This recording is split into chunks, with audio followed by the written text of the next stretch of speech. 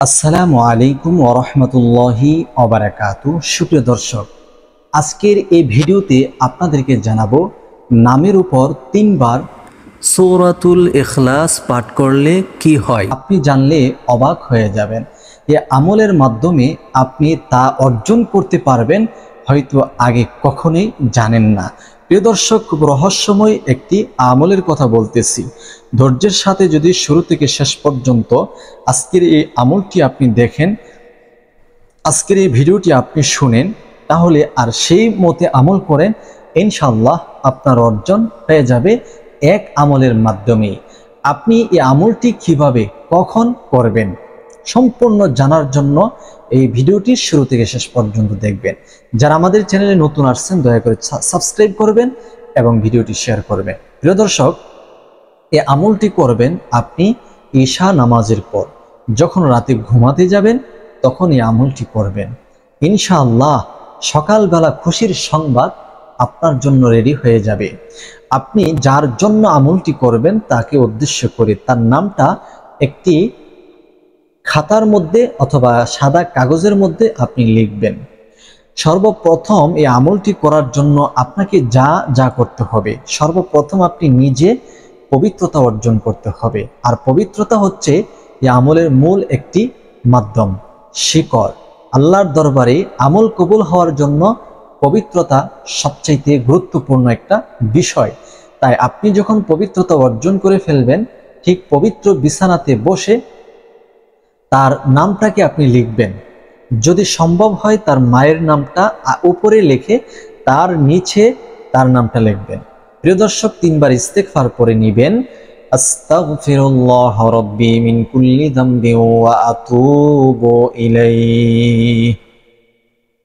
আস্তাগফিরুল্লাহ রাব্বি মিন কুল্লি যামবি ওয়া আতুবু ইলাইহি।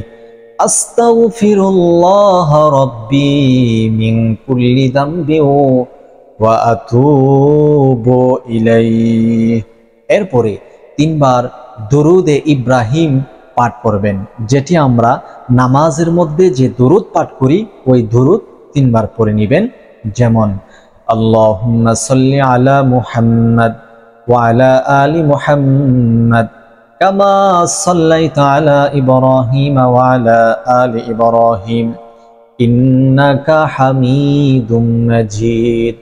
আল্লাহুম্মা বারিক আলা মুহাম্মাদ ওয়া আলা আলি মুহাম্মাদ কামা বারাকতা আলা ইব্রাহিম ওয়া আলা আলি ইব্রাহিম ইন্নাকা হামিদুম মাজিদ।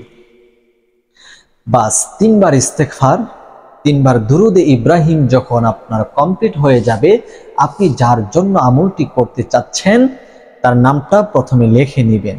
তারপরে সূরাতুল ইখলাস পড়বেন। আউযু বিল্লাহি মিনাশ শাইতানির রাজীম। বিসমিল্লাহির রহমানির রহিম।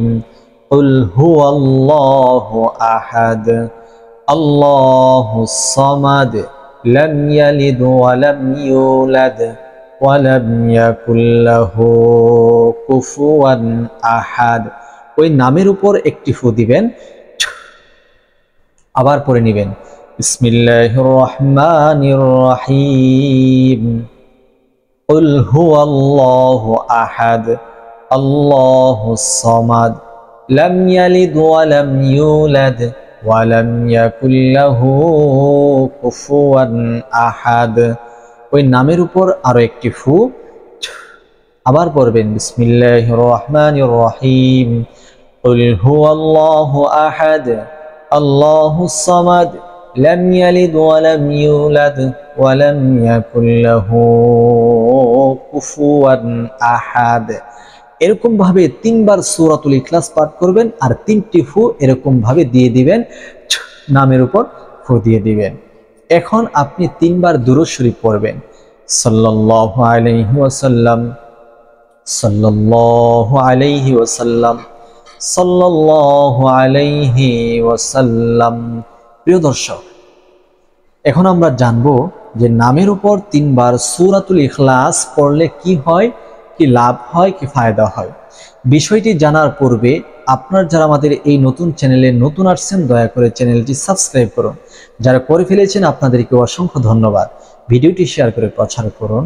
আপনি যার নামের উপর ফু দিয়েছেন অথবা দম করেছেন সে ব্যক্তি আপনার প্রেমে আপনার ভালোবাসায় আসক্ত হয়ে যাবে। আপনি চাইলে আপনার প্রিয় মানুষ হিসাবে তাকে গ্রহণ করে নিতে পারবেন।